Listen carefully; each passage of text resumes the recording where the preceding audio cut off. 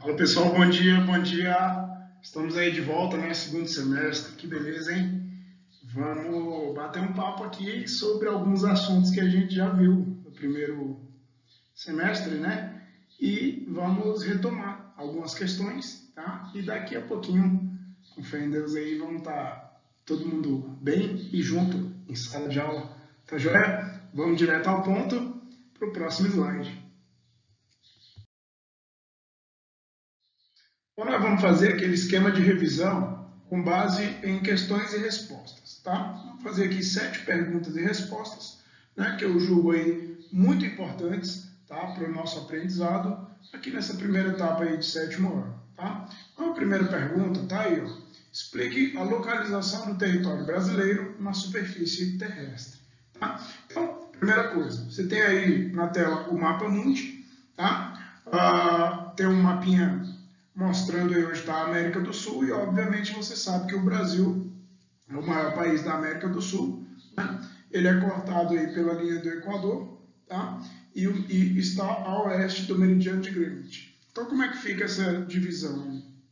A gente pode dizer que o Brasil está 100% a oeste do meridiano de Greenwich, 7% ao norte da linha do Equador e 93% ao sul da linha do Equador. Então, resumindo, a gente pode dizer que o Brasil é 100% ocidental, ele é 93% austral, sul ou meridional, são sinônimos, né?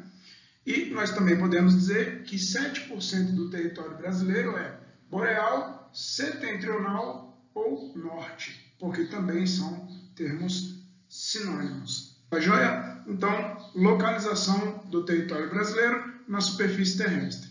100% ocidental, 93% austral e 7% boreal. Tá bom, gente? Cuidado com esses sinônimos aí, eu sempre falo esse detalhe para vocês dominarem essa questão. Valeu? Vamos para o próximo. Próximo tema aí, ó. Falar um pouquinho sobre a formação territorial brasileira, tá? E aí eu trouxe um mapa que o título é Economia do século XVII, tá? Sobre a formação territorial do Brasil, explique e exemplifique o que eram as drogas do sertão. Bom, gente, primeira coisa, para a gente definir aqui o que é droga, né? Então, falamos isso na aula, tá? Droga, no sentido científico da palavra, é toda substância que pode causar alguma alteração no organismo do ser humano, tá? Existem drogas que fazem bem, tá? Se tomadas adequadamente, são aquelas que a gente compra na farmácia ou na drogaria, tá bom? Você está com dor de cabeça, você vai lá, toma um comprimidinho lá, né? Claro que a gente tem sempre que buscar evitar automedicação, né? Tem que tomar remédio quando o médico indicar, tá? Mas essas drogas aí, se tomadas corretamente, elas não vão fazer mal para você, vão fazer bem para você, tá certo? As drogas terapêuticas. E tem as drogas ilícitas, né? Que por algum motivo elas fazem mal para você, tá? E elas são proibidas ou ilícitas, né? Ilegais, tá? Aquelas drogas que a gente vê na televisão, as pessoas fazendo apreensões lá, né? A Polícia Rodoviária Federal apreendeu não sei quantos quilos lá de cocaína, maconha, né? Então, essa droga aí, a gente tem que sair fora delas, tá certo? Então, aqui nós estamos falando de drogas do sertão no sentido de produtos terapêuticos, tá?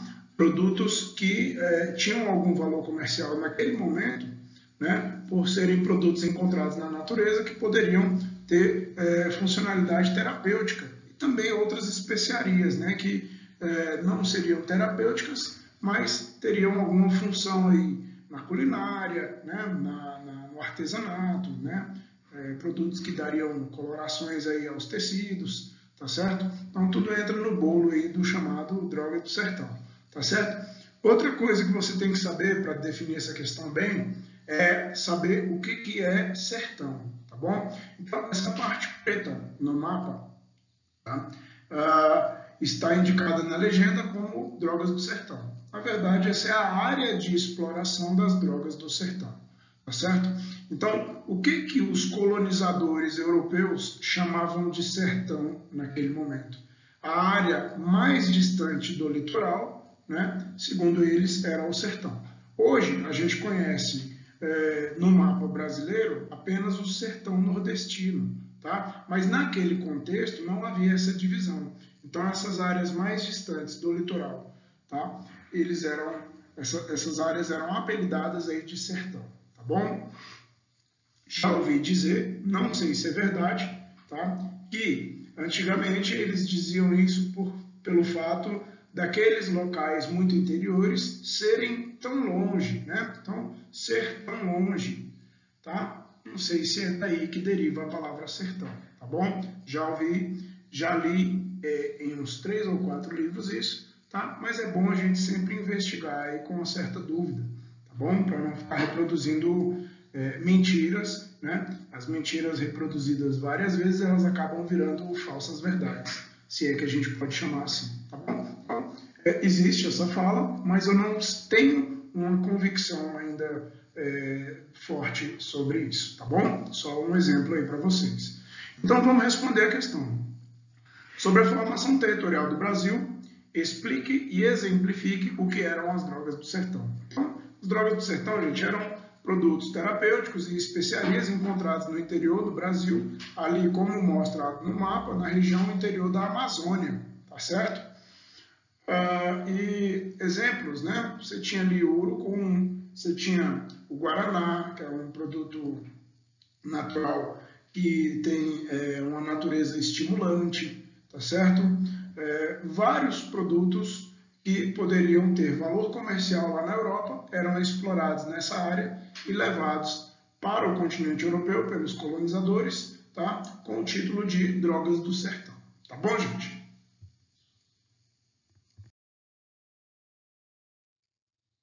Olha aí, pessoal, outro tema muito importante que a gente estudou esse ano, tá? É a questão da regionalização do Brasil. Tá?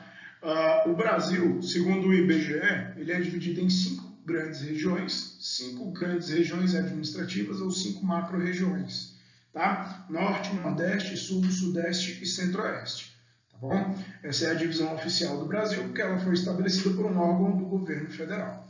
Aqui na questão 3, nós não vamos falar dessa divisão, nós vamos falar de uma outra divisão também muito importante, tá?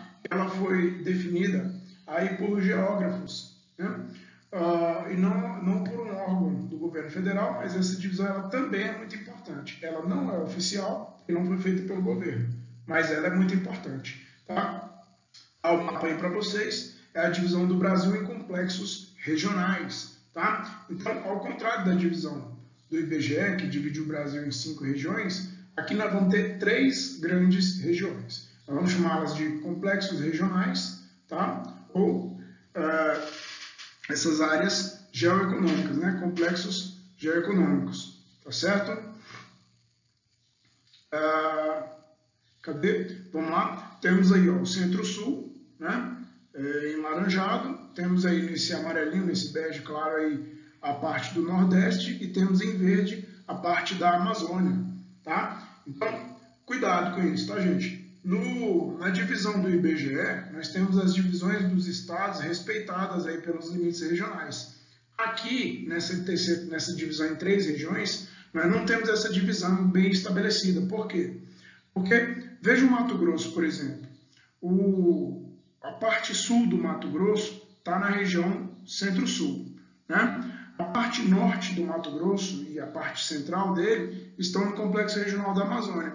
Aí você se pergunta, por que essa linha vermelha não passa ali onde o Mato Grosso acaba e o Mato Grosso do Sul começa? Porque aqui eu vou levar em consideração características reais do local. Veja o Maranhão, por exemplo.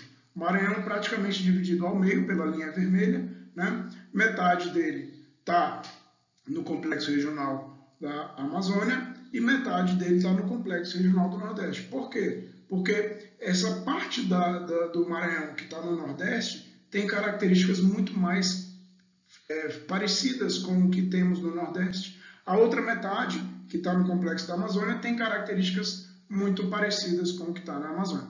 Veja o caso de Minas Gerais também. Minas Gerais, o norte de Minas Gerais, nessa divisão aqui, ele está no Complexo Regional do Nordeste, e o centro e o sul de Minas Gerais está no Complexo Regional do Centro-Sul. Tá bom? Por que isso? Porque o norte de Minas Gerais tem características econômicas, climáticas mais parecidas aí com o sul da Bahia, né? Com essa região já nordeste, tá bom? Então, essa regionalização, ela leva em consideração critérios naturais e critérios econômicos, né? Formando no Brasil 3 grandes regiões, tá? Que a gente chama de complexos regionais, tá certo? Pessoal, então tá aí, ó, aspectos gerais da população brasileira, o item 4, para a gente revisar, tá? Veja só, nós temos aí as pirâmides etárias de determinados anos, tá? No Brasil, tá certo? Nós temos aí projeções, né? Do início da década de 80, do ano 2000 e a projeção já para 2020 que estamos vivendo já esse ano, tá? Então, essas estimativas aí, né? E aí, veja só, qual é a característica básica da população brasileira? Primeira coisa, nós temos um país hoje com aproximadamente 210 milhões de habitantes, né? Essa população ela cresceu bastante ao longo do século XX, nós tivemos aquele momento de explosão demográfica que a gente apelidou de baby boom, a partir da década de 1920, né? O Brasil começou a investir mais em hospitais, sistemas de vacinação, o sistema de saneamento básico, com coleta do lixo, né, tratamento do esgoto, tratamento da água, tá? Então, todas essas questões reduziram muito as mortalidades. E naquele contexto da década de 1920, os casais ainda tinham muitos filhos, né? Então, você teve uma redução muito grande na mortalidade, só que a natalidade continuou alta, né? Então, da década de 1920 até a década de 1970, o Brasil teve um crescimento muito grande vegetativo, tá? Então, o número de pessoas aumentou bastante, tá? E hoje o Brasil é o 6º país mais populoso do mundo, atrás apenas de China, Índia, Estados Unidos da América, Indonésia, Paquistão, tá? E o Brasil aí fica sendo o 6º colocado. Lembrando que o Paquistão, até o ano passado, ele tinha menos gente que o Brasil, só que foi feito um novo recenseamento lá no Paquistão, tá? E aí descobriu-se que ele já tem 212 milhões de habitantes, tá? Superando aí os 209, 210 milhões de habitantes brasileiros, tá certo? A pirâmide etária, né, brasileira, ela mostra que nós estamos tendo, então, hoje, e isso vem uma tendência desde a década de 1970, diminuindo as natalidades, né? E a expectativa de vida vai aumentando. Então você vê a pirâmide aí mudando de formato, a parte azul ficando um pouco mais estreita e a parte laranjada ficando um pouco mais larga, assim como a parte verde também, que é o corpo da pirâmide. Tá certo? Então, aspectos gerais da população brasileira, tá? Para a gente relembrar aí.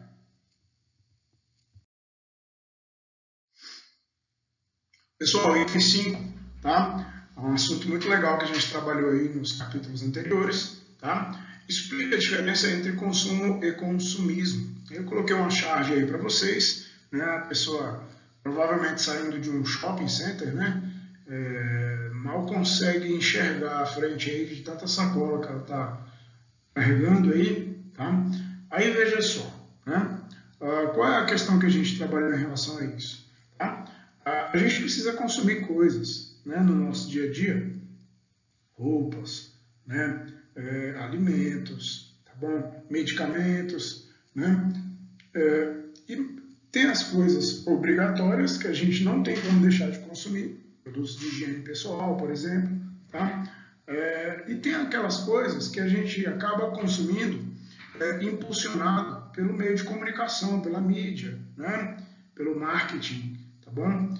Isso aí gera uma certa ansiedade nas pessoas por comprar coisas que elas não precisam, tá bom? Então, de vez em quando a gente se vê aí, né, flagrado comprando aquilo que a gente não está precisando, né? Então, você vê aí, tem pessoas, não estou aqui para julgar ninguém, tá? Mas tem pessoas que têm lá, poxa, 300 pares de sapato, etc. Não estou aqui para julgar, tá? Mas eu acho assim que tudo na vida, quando a gente busca um certo equilíbrio, eu acho que a gente vive de forma até mais saudável, tá bom? E o consumismo é uma questão que a gente tem que avaliar na nossa sociedade, né? Claro que você, de vez em quando, vai comprar uma coisa que você não precisa. E eu acho que a gente não deve ficar assim se punindo por isso. Mas a gente não pode fazer disso um estilo de vida, né? Então, sempre se perguntar, né? O que eu estou comprando é realmente necessário? E quando isso aqui virar um lixo, será que isso aqui vai estar impactando positivo ou negativamente o meio ambiente? Tá? Então, essas perguntinhas, esse filtro aí a gente tem que fazer ao longo da vida, né? Para não sair por aí fazendo bobagem, tá certo? Então, é interessante a gente ter plenamente essa questão aí de que consumo é comprar aquilo que a gente precisa e que consumismo é comprar muito mais do que a gente precisa. Tá bom, gente? Olha aí, pessoal. Item 6. Caracterize a Amazônia legal. Tá? Falamos bastante desse tema, né? Região norte, região amazônica, floresta amazônica, Amazônia internacional, né? Amazônia continental, Pan-Amazônia, tá? Usamos esse mapinha aí nas aulas, tá? Nas aulas gravadas que nós tivemos, tá? E vamos lá, falar o que é a Amazônia legal. Então, segundo esse mapa, a Amazônia legal é a parte que está em verde claro. Ela inclui todos os estados da região norte, mais um pedaço ali do Maranhão significativo e todo o estado do Mato Grosso, tá bom? O Maranhão, lembrando, ele não faz parte da região norte, ele faz parte da região nordeste, tá? Segundo a divisão do IBGE. E o Mato Grosso não faz parte da região norte, segundo a divisão do IBGE, ele faz parte da região centro-oeste, tá bom?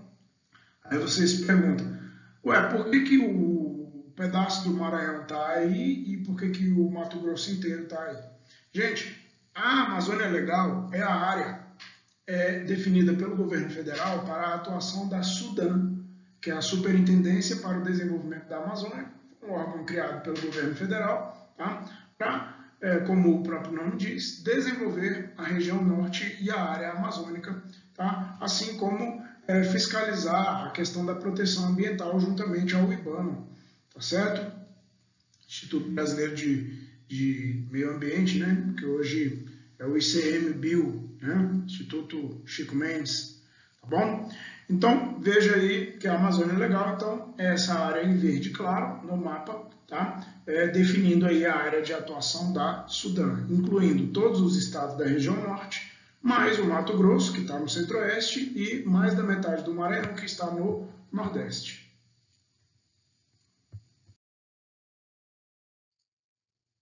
Pessoal, para finalizar então o nosso bate-papo aí, ó, apresentar importantes aspectos da bacia amazônica. Então, coloquei aí uma imagem de satélite montada no mapa, né, mostrando aí o tanto que essa região amazônica ela é irrigada aí por gigantescos rios. Tá? Você consegue perceber aí perfeitamente os rios que vão desaguando no maior rio do planeta, né, que é o rio Amazonas, tá? Formando aí essa bacia hidrográfica. Primeira coisa que você tem que saber sobre uma bacia hidrográfica é que nos limites territoriais dela, você vai perceber aí que você tem divisores de água. Então você tem ali uma questão de relevo. No divisor de água, a água da chuva ou cai para um lado ou cai para o outro, né? Então, nesses divisores de água, você vai ter os limites da bacia amazônica, tá bom? São as áreas mais altas aí dessa região. Por isso que a gente fala que é uma bacia, tá certo? Daí o nome bacia hidrográfica. No caso, bacia hidrográfica da Amazônia.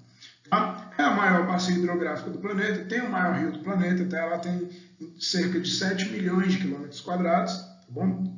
Lembrando que o rio Amazonas, ele é um rio que tem aí uma grande caudalosidade, tá? Ele não é apenas o maior em extensão, mas ele é o maior em volume de água também, tá? Um rio caudaloso é aquele que tem grande extensão. Aliás, perdão, um rio caudaloso é aquele que tem grande volume de água, tá certo? E além disso, ele também tem grande extensão. Tá?